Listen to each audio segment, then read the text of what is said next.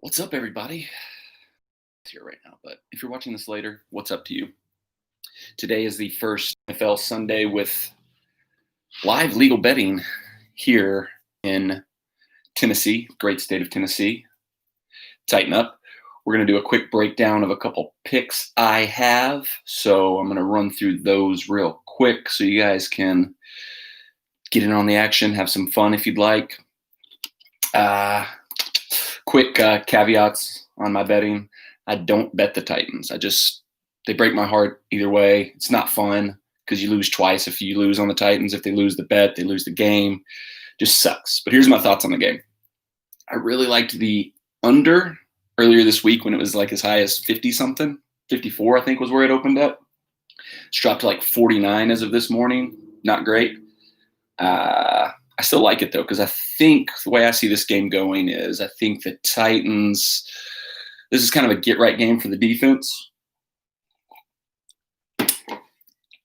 Bengals have like half their team out injured, half the team's demanding trades. The O-line was already bad, and now they have 3 starters missing. I think Clowney, Landry, Fuller, who's Fuller? Beasley finally might be able to get some hits on a quarterback this week. Might be a rough week for Joe Burrow. I still got a little bit of Beetlejuice paint on me. Yeah, I do. So I like the Titans defense to limit the Bengals. I think everybody kind of thought the Bengals would probably just go up and down the field like everybody else has on us. I don't think that happens. I think the Titans limit the Bengals offensively.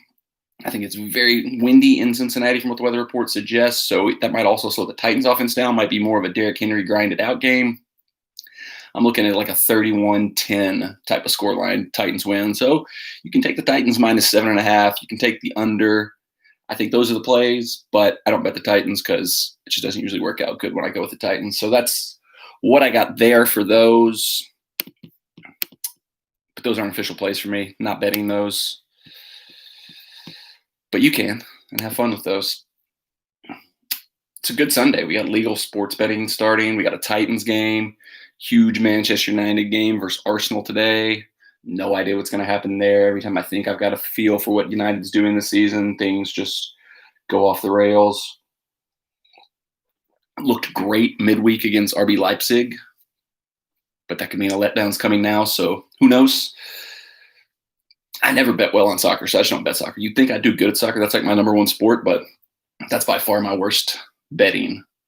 I've got Everton money line this morning, first legal bet I ever placed in the state of Tennessee. Stupid. Everton. 0-0 against Newcastle at time of filming. Before we get into the actual picks that I got today, there's 2 teams that I stay away from no matter what. And it's relevant because one of them, when I looked at the lines this morning, looked like they had just like the absolute. It was the first thing that popped out to me when I was looking through the lines. The one game I was like, this is the game to play. But it's a team I stay away from, and it's the Colts. Colts -3 against the Lions today. Looks like that should be easy money. I mean, if the Colts are as good as a lot of people say they are, if the Colts are as good as they think they are, I mean, they should beat the tar out of the Lions. There's no reason they don't stomp them. But here's the thing. The Colts will always do the opposite of what I want them to do. If I bet them to lose, they'll win by 30. If I bet them to win, that's where they'll lose. And I think it's because as a Titans fan, I hate the Colts. So they're out to hate me. They're out to hurt me. They want my feelings hurt. They want me to be sad. So I don't bet the Colts. But I like that line. But I'm not going to bet it because the Colts always screw me. The other team that I stay away from no matter what, and I've gone against this a couple times this season, and it screwed me, UT. Yeah, boo Colts. Thank you. UT does the exact same thing. Vandy fan, I hate them. They hurt me no matter what I want to do. What's up? You need something? I think Oli needs something. Do you need to go outside? I'm doing a live video. Okay, you let me know. Wait, no. Do you do? Okay, hold on. Ugh.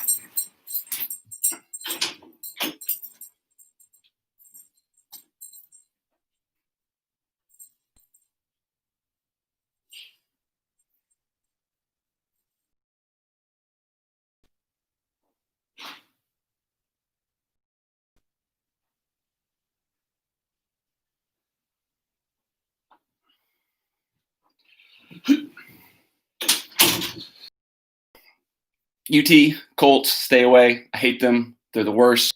No matter what I do, no matter what I bet on them, they go the opposite direction. So Colts -3 looks good to me today, but I'm not taking it because I hate the Colts and they'll screw me. All right, so here are the actual 5 picks. I got five picks, 1 unit each. If you don't know what a unit is, it's just like a way to say what you're betting without revealing how much money you're actually spending. So I got 1 unit on each of these plays. Now, normally what I would do, I'd load up on plays in the early slate and then hopefully win a few and then bet the late afternoon games, hopefully win a few of those, bet Sunday night, hopefully bet Monday night. But I actually looked through the whole card for once, did a little bit of studying, didn't just go off a whim, and picked the 5 best games that I thought had the best chance of actually winning and actually making some money today. So here they are. All right, number 1, Las Vegas Raiders, +1.5 at the Cleveland Browns. Browns had a big win last week. They're riding high. That's always where they fall apart and go back to being the Browns. Las Vegas last week was kind of a wash because their whole offensive line had COVID. I think the real Las Vegas is the team that beat the whatchamacallums last week. Who's that team called? Chiefs, when they beat the Chiefs. I think that's the real Vegas. So I'm going Vegas +1.5. Like that game. Next one, Green Bay, Minnesota. I'm going Green Bay -6.5 because Minnesota stinks. Think this is where Rodgers starts rolling again. He had kind of a dip the last couple weeks, but get the crappy Vikings. Gonna roll them. Go Green Bay -6.5. That's pick number 2. Trump is King won $12,800 on a 5-game parlay 2 weeks ago. Good job, Trump is King. Clap for you. Okay, pick number 3. I'm going LA Rams, traveling across the country to the East Coast to play the Miami Dolphins. Rams -3.5. Traditionally, these West Coast coming to East Coast teams don't fare so well, but Sean McVay seems to have figured out the recipe for how to do it because he's actually got a winning record when the Rams come to the East Coast. Dolphins have looked good. They're 3-3. Switching over to Tua this week, is that a boost? Is he going to struggle because it's his first ever start? I don't know, but the Rams have looked good this year. I like Aaron Donald trying to get his hands on an injury-prone rookie quarterback. That seems good to me. So pick number 3, Rams -3.5.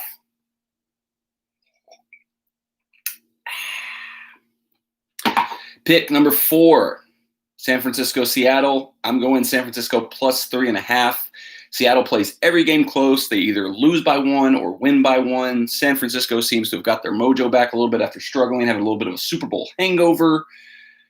And like I said, Seattle always does insane games where they win by 1, lose by 2. It's always close. It's never what it seems like it should be because Seahawks seem like they should be a lot better, but they're kind of like the Titans. Great offense, 0 defense.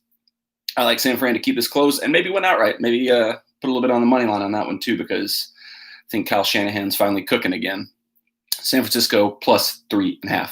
Now, the last one I've got on the card, Denver, San Diego Superchargers, who are in Los Angeles, not the San Diego Superchargers. I got Denver +3.5. They've started to look a little frisky. They got their quarterback back healthy. San Diego's a little high right now. Everybody's getting on the Justin Herbert train, thinking he's the next big deal, getting really excited about that. I think he's good. I'm not so sold on him. A lot of people forget he was at Oregon, never could seem to win big games at Oregon. Just a lot of stats, a lot of good throws, but when it comes to winning the big games, never really seen him do it.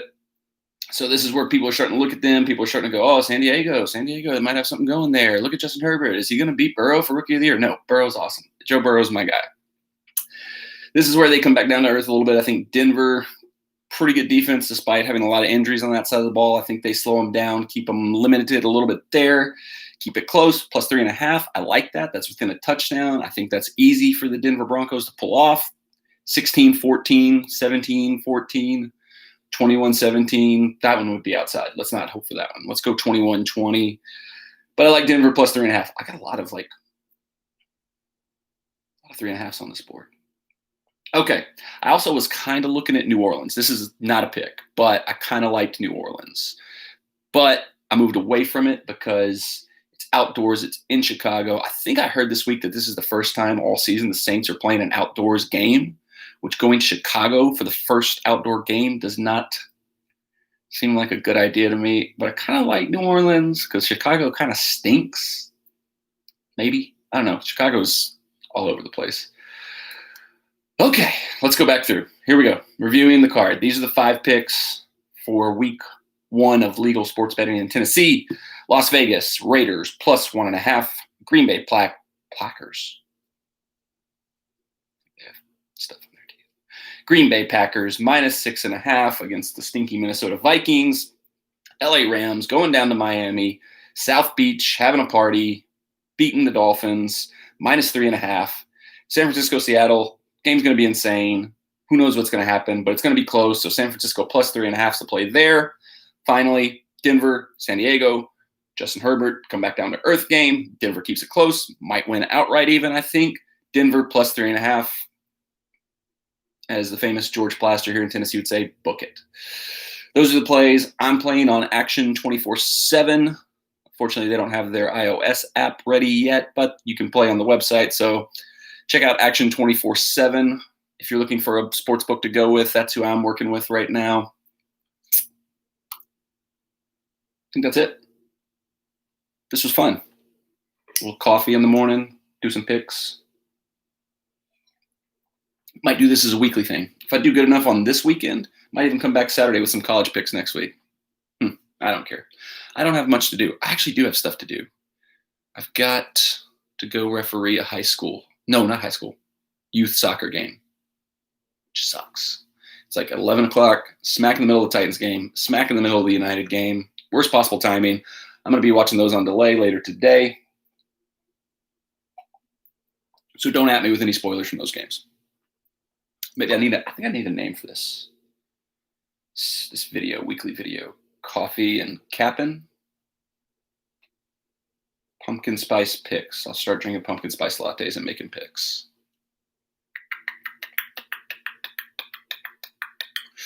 Trump is Kings back in the chat. He didn't bet last week, didn't have anything he liked, but this week he's coming back strong. He bet the whole thing on Bucks minus 11. I might have to take a look at that. That was not one that stood out to me on the card when I was looking through the board, but if Trump is King says it's good, it must be good, right? All right, that's going to wrap it up. Hit me up with suggestions for what we can name this. Cap'n with coffee, pumpkin spice picks, brews and bets. I don't know. I'll drink coffee. I'll make picks in the mornings. See you next week.